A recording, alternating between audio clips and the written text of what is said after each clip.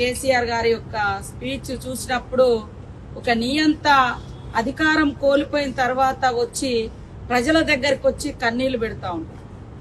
అది ఈ రోజు ఆయన చేసినటువంటి కార్యక్రమం తప్ప అధికారం పోయిందనేటువంటి అక్కసు దాన్ని వెళ్ళగక్కుతూ ఎవడైనా రజతోత్సవ సభ జరుపుకుంటే వాళ్ళ త్యాగాలు వాళ్ళ విజయాలు లేదా రేపటి మా పోరాటం ఇది అదే అని చెప్పుకుంటారు. కానీ మరి ఎంతసేపు బాధ అనిపిస్తుంది అని బాధపడుతున్నాడు. ఎవరి కోసం బాధపడుతున్నావయ్యా? కేవలం అధికారం పోయిందనేటువంటి బాధ.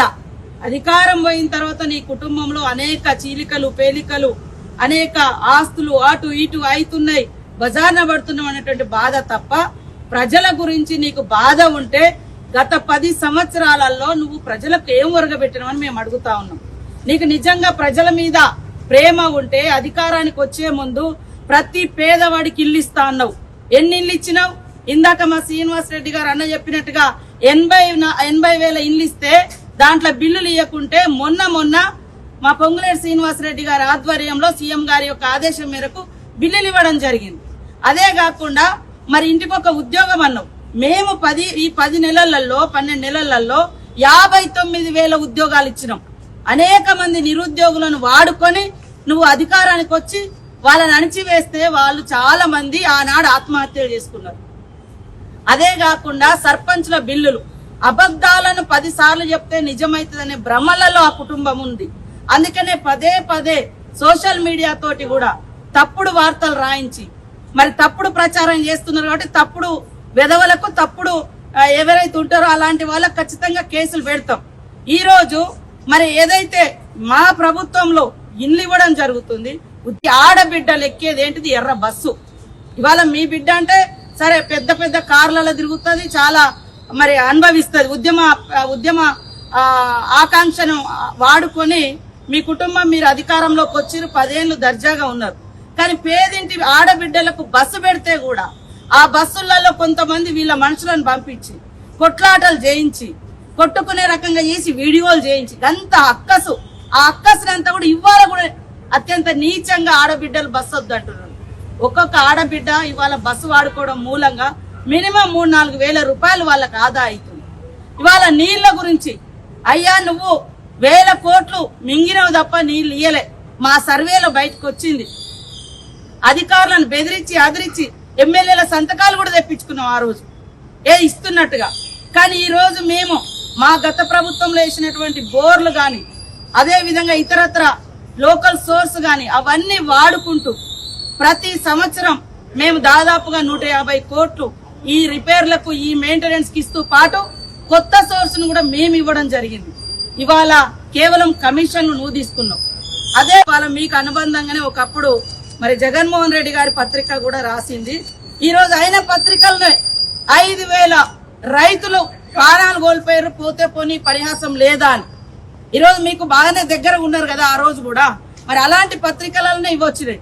ఇవాళ రైతులకు సన్నవడ్లు వేస్తే ఊరే అని చెప్పి నువ్వు మాత్రం ఎకరంలో ₹1 కోటి పంట తీసినావు. ₹1 కోటి పంట తీస్తున్నా అన్నావు. మరి ఎందుకు ఆ విషయం రైతులకు వివరించలేకపోయినావు, నేర్పించలేకపోయినావు? రాష్ట్రానికి పెద్దనే కదా అన్నాడు. ఈ రోజు పోలీసుల విషయంలో మాటకు పోలీసులను బెదిరిస్తా ఉన్నాడు, మేము వస్తాం.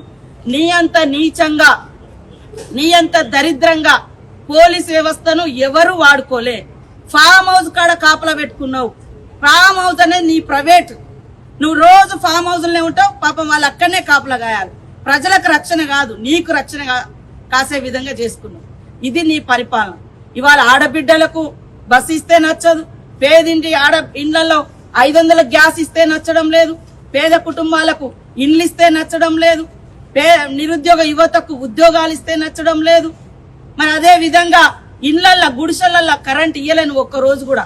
ఆ రోజు నేను ఉచితంగా కరెంట్ ఇచ్చినా అని చెప్తున్నాను, నువ్వు సవాల్ మేము చర్చకు సిద్ధం. కరెంటు బిల్లులు కూడా కట్టకుండా 60,000 కోట్ల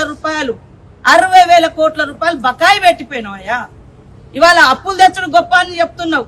ఇవాళ మొత్తం అమ్మేసి అప్పులు చేసి ఇవాళ ఆ భారం అంతా ఈ ప్రభుత్వం మీద మోసి ఇవాళ మొసలి కన్నీరు ఒక నియంత వచ్చి మొసలి కన్నీరు గారుస్తున్నారు.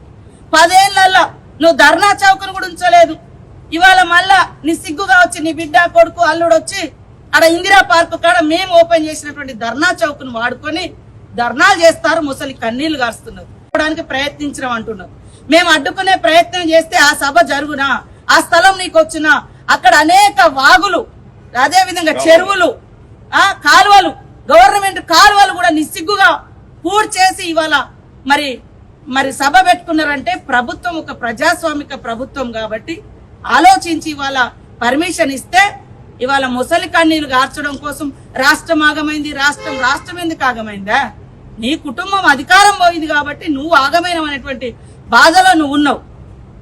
ఇవాళ అసెంబ్లీ అనేది రాష్ట్రానికి ఒక దేవాలయం, చట్టాలు చేసేటువంటి, సంస్కరణలు తెచ్చేటువంటి మరి గొప్ప చర్చా వేదిక అసెంబ్లీ అనేది. కానీ ఈరోజు అసెంబ్లీని కూడా సొల్లు కబురు అన్నావంటే, అంటే సొల్లు కబురు అన్నటువంటి ఈ మాజీ ముఖ్యమంత్రికి, ఈ కేసీఆర్ కు మళ్ళీ అసెంబ్లీలో అడుగుపెట్టే అర్హత ఉందా?